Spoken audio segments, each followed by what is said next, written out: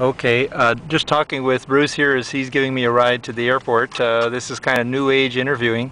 And I've asked Bruce to talk a little bit about some of the kinds of ideas or concepts that he sees emerging now would be productive as we think about learning and environments that support learning. Ready to go? Yep. Okay. Well, one of them that comes to mind is this concept of designing degree zero, which comes from Roland Barthes' idea of writing degree zero.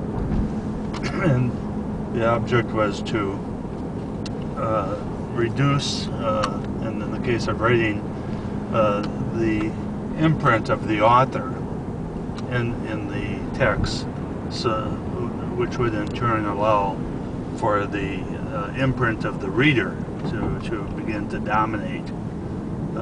As we apply that idea to design in schools, it would be that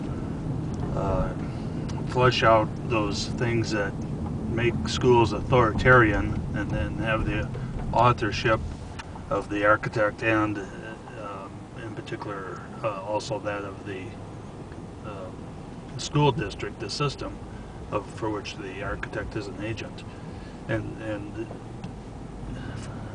kind of strip that out of there, so you get to a point where the user, the children, the students, the learners, and the teachers can begin to take claim of that space, so both from a psychological point of view as well as from a actual physical point of view.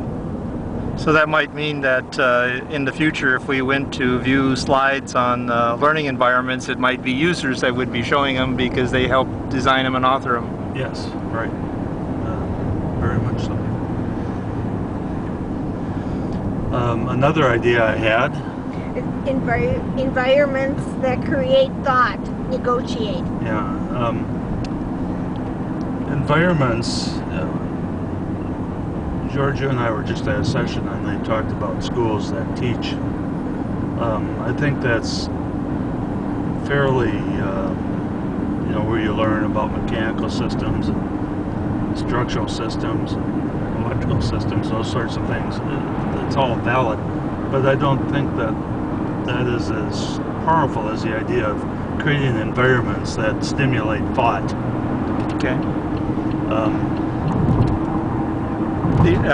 What kinds of key ideas or characteristics or features do you think an environment would be like that stimulates thought? Well, there would be many things about it that would probably be just the opposite of what we normally think of a learning environment. As we've grown into them over the years, we tend to like environments that have a great deal of clarity, that are not confusing, that how a space is used is clearly, it's predetermined and clearly embedded in the design of the room, the space. This would be to move in the opposite direction. One way of doing this, although it's probably a cumbersome way, but at least it works as a metaphor, is to do a labyrinth type space.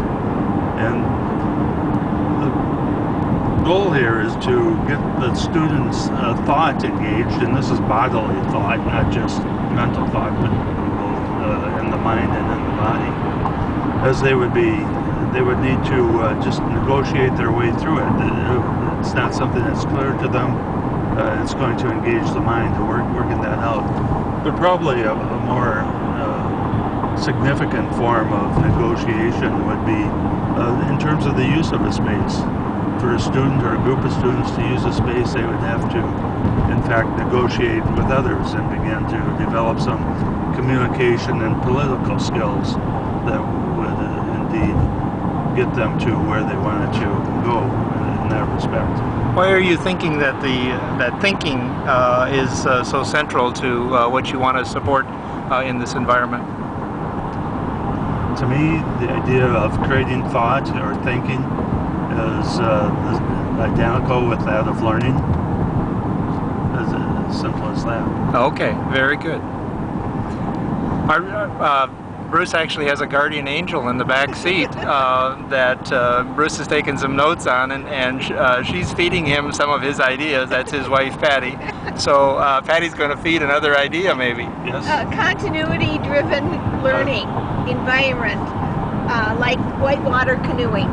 Contingency-driven environments. Can't read the writing. Contingency-driven learning and environments. And talk about that a little more in terms of what do you mean by contingency? We establish curriculum, for example, and it's determined that these are the things that students must learn. And it's all something that's set up in our traditional schools. Of course, there are some exceptions to that. But the idea is to turn that inside out and upside down, if you like, and allow just the opposite to drive what the learning experience is going to be in the environments that contain that. And that is contingency, or things, all that stuff we simply don't know. It's not predetermined, it's not, we don't know if it's going to be there or not, but when it does happen, we have to deal with it. And we sort of notice it's not there, and we sort of make demands for having that to do kind of quality work.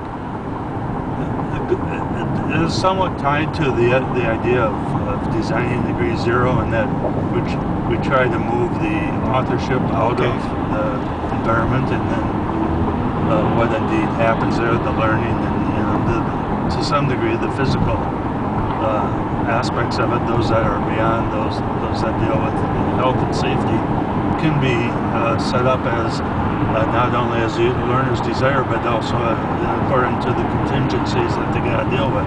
And this relates to some of the idea about the problems with form following function kind of notion. Yeah, it does. It's instead of the functions being predetermined and driving the form, we set up a form that will allow a variety of functions, even support a variety of functions happening. I use the metaphor here of whitewater canoeing because you need certain skills, and those would have to be addressed too. And that would all relate to the learner's developmental level, of course. But given those skills, you need to negotiate your way through between the rocks and the flowing water and waterfalls and all that sort of thing. As the canoe you're in responds to the currents, and you don't always know exactly what that's going to be, because some of those currents are hidden under the surface of the water. So it becomes something that has to happen right then and there. And that's really very good preparation for life in terms of the kinds of experiences you're going to encounter often. Well, I think that's the goal here. It's learning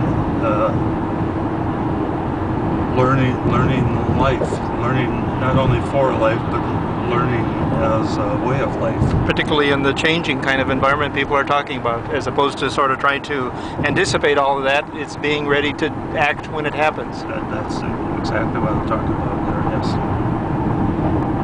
Is there another idea? Yes, biopolitics. I've written down one more. Okay. Biopolitics, and I'm referring to all the issues that we face relative to global warming, the medical issues, stem cell research. I think you can use your own imagination for what other things you might add to that list of biological related issues, and the politics that are related to that.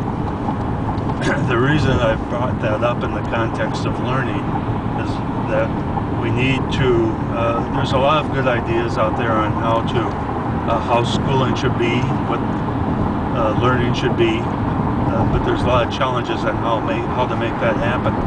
And the thought, and this is a fairly fresh one that I've just had based on this conference, is that we need to fold in the issues of learning and the learning environments and how we implement those into these issues of related to biopolitics, because obviously concerns that we have as a species are going to be require some understanding and abilities of our citizens to deal with them, and therefore learning. All right. Well, thank you very much, Bruce. We're heading down into downtown Los Angeles. Are there any closing thoughts? I particularly want to also thank our backseat hostess, Patty Jilk, for helping us with this.